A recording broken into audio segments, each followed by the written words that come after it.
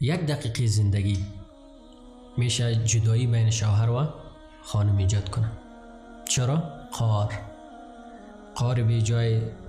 فکر کنین یک جوان احساساتی میشه، قار میشه، در یک دقیقه خانم خود طلاق میده.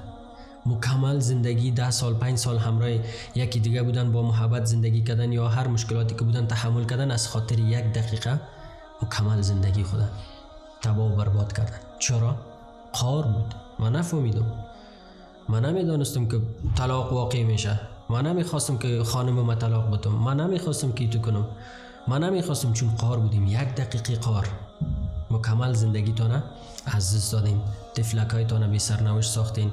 همه قسم خواهرایی که یک دقیقه شون میشه خانه خدا تبدیل به جهنم کنن، یک دقیقه گپ بزنن که فکر کنین که شوهرش بیچاره را گم شوه که کدام طرف بگریزه.